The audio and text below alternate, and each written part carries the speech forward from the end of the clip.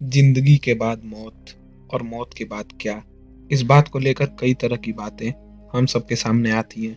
आत्माएं होती हैं, भूत होते हैं, राक्षस, पिशाच, शैतान, जिन और ना जाने क्या क्या। बहुत सी बातें हैं जो लोग मानते हैं और कुछ इसे सिर्फ वहम करार देकर अपनी बात सभी के सामने रखते हैं। लेकिन आज जो कहानी हम आपको बताने जा रहे हैं उस पर यकीन कर पाना थोड़ा मुश्किल है, क्योंकि हमारी दुनिया में कई किताबें भगवान, देवता और अच्छी शक्तियों के बारे में छापी गई हैं। कई अच्छे लेखकों के द्वारा, संतों महात्माओं के द्वारा किताबें लिखी गई हैं, कई वेद लिखे गए, पुराणों का जिक्र है। आज भी कई मंदिरों में पुरातन शैलियों और लिपियों में ग्रंथ मौजूद हैं। लेकिन इसी दुनिया में हमारे बीच एक किताब ऐसी है जिसे खुद शैतान ने लिखा है। आप शायद इस बात में यकीन ना करें, हम भी ऐसी बातों को बढ़ावा नहीं देते हैं, लेकिन जिस किताब का हम जिक्र कर रहे हैं वो अपने आप में रहस्य है, क्योंकि इस किताब को जिसने भी पढ़ा वो पागल हो गया। इस एक किताब की वजह से कई लोग मौत के घाट उतर गए। तो चलिए इस किताब के बारे में जानते हैं। तो मैं हूं आपका दोस्त निर्भय और स्वागत है आपका अनफोल्डिंग मिस्ट्रीज में। तो दोस्तों, आज जिस किताब की मैं बात करने जा रहा हूं वो कोई नॉर्मल किताब नहीं है। ऐसा माना जाता है कि इस किताब को शैतान ने खुद ही लिखा है और सिर्फ एक रात में लिखा है। इस किताब को अभी तक कोई पूरा नहीं कर पाया। ऐसा माना जाता है कि जिसने भी इसे पूरा करने की कोशिश की है उसकी या तो मौत हो गई है या वो पागल हो जाता है। कुछ जज्मदीदों की माने जब भी वो किताब को पढ़ने जाते हैं तो उसमें लिखे एक एक वर्ड मानो आसमान में तैर रहे हों और उसमें से अंगारे निकलते हैं। ऐसा सुन के आपको भरोसा नहीं होगा, लेकिन ऐसा डॉक्यूमेंटेड फैक्ट्स है। कई ऑफिशियल लोगों ने इस बात को माना है। तो चलिए हम जानते हैं इस किताब की हकीकत क्या है। इस किताब की हकीकत जानने के लिए आपको हम लेकर चलते हैं आज से 300 साल पहले। जगह है चेकोस्लोवाकिया, जिसे लोग चेक रिपब्लिक के नाम से भी जानते थे। इस जगह पर एक प्रसिद्ध मठ हुआ करता था। इस मठ में एक पुजारी था जिसे मठ के नियमों का पालन नहीं करने के लिए सजा मिली। दरअसल ये पुजारी तंत्र विद्या में माहिर था, लेकिन ये आए दिन मठ के उसूलों को तोड़ा करता था। काफी समझाने के बाद भी ये पुजारी अपनी हरकतों से बाज नहीं आया। लिहाजा मठ के दूसरे पुजारियों ने इस बात की शिकायत राज दरबार में कर दी। जिस राज दरबार में शिकायत की गई, वहां का राजा धर्म के काम में लापरवाही बरतने वालों को सिर्फ एक ही सजा देता था और वो थी सजाए मौत। पुजारी को जरा भी एहसास नहीं था कि उसके साथ ऐसा कुछ होगा, लेकिन राजा के दरबार में ऐसे जुर्मों की सिर्फ एक ही सजा थी। लिहाजा राजा ने पुजारी को सजाए मौत की सजा सुना दी। इस सजा को सुनते ही पुजारी बौखला गया। उसको कुछ समझ में नहीं आ रहा था कि वो क्या करे। मौत सामने खड़ी थी, वो भी उस जुर्म के लिए जो पुजारी की नजर में आजादी से किया गया काम था। तभी पुजारी ने वो फैसला लिया जिससे उसकी जान बच सकती थी। पुजारी ने राजा के सामने अजीबोगरीब शर्त रखी। पुजारी ने राजा से कहा कि महानुभाव, मेरे कारण धर्म के काम में बाधा उत्पन्न हुई है। मैं अपराधी हूँ। आपने जो मुझे सजा दी है वो सही है, लेकिन मुझे मेरी गलती सुधारने का एक मौका दीजिए।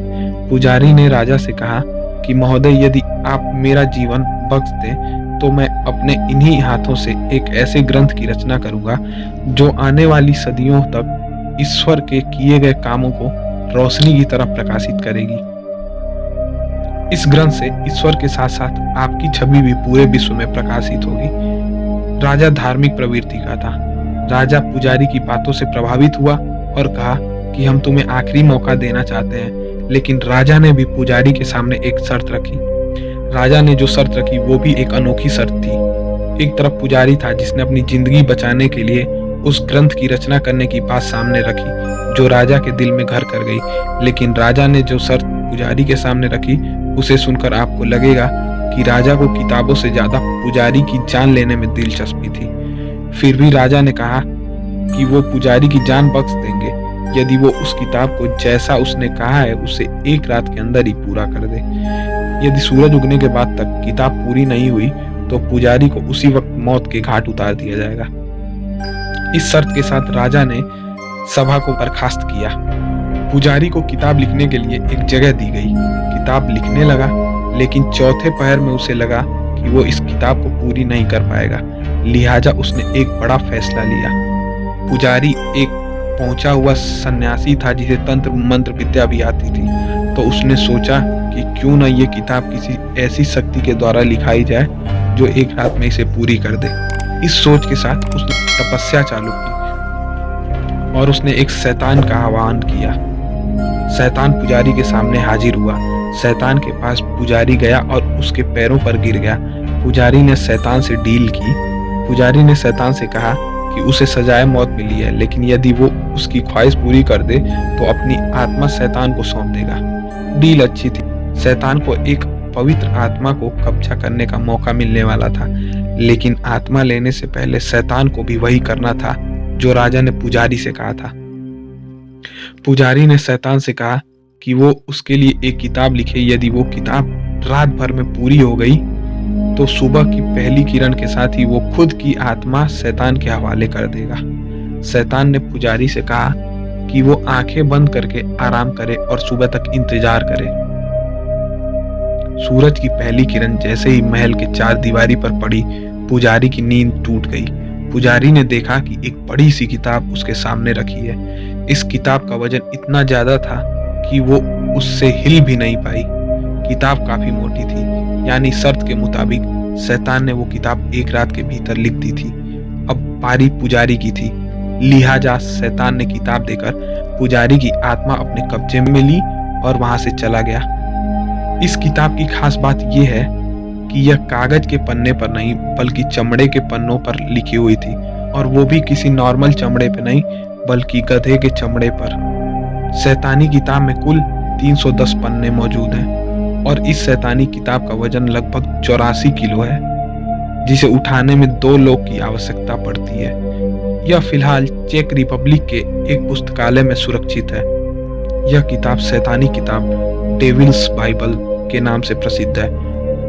इस किताब में टोटल 310 पन्ने हैं और इस किताब को पूरा करने के लिए शैतान ने 160 गधों की जान ली थी और उन्हीं के चमड़े पर इस किताब को लिखा था।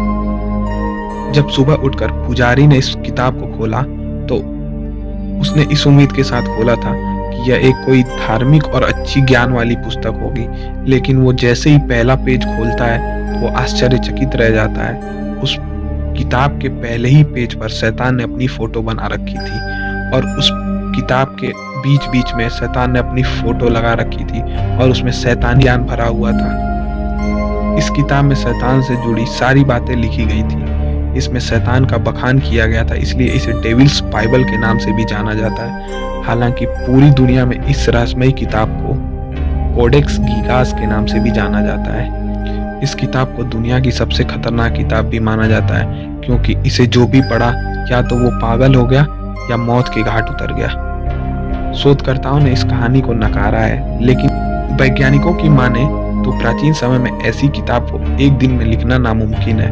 शोधकर्ताओं का कहना है कि इस किताब को लिखने में करीब 25 से 30 वर्ष का समय लगना चाहिए। जहां वैज्ञानिकों द्वारा इस बात को गलत ठहराया जा रहा था कि ऐसी किताब को चमड़े के पन्ने पर लिखना एक दिन का काम हो ही नहीं सकता, वहीं दूसरी ओर कुछ वैज्ञानिकों ने इस पर शोध करके इसके पीछे छुपे राज को सामने लाया। जो कुछ भी सामने आया उससे वैज्ञानिक तो हैरान थे ही, साथ ही लोगों को भी कई सवालों के साथ इस किताब के बारे में जानने पर मजबूर कर दिया था।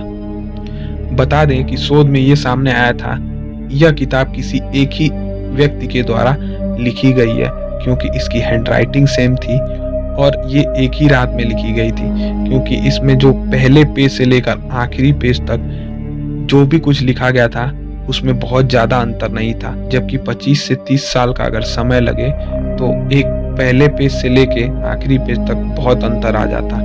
तो शोध में ये पाया गया कि इस किताब को एक ही रात में किसी दैवी शक्ति द्वारा लिखी गई है, लेकिन आज तक इस बात का कोई भी शोधकर्ता पता नहीं लगा पाया कि इस किताब के पीछे का असली सच क्या है। सबने अपना अनुमान ही लगाया और शोध के मुताबिक ये जानकारी दी कि ये किताब 25-30 साल नहीं बल्कि एक ही रात में लिखी गई है।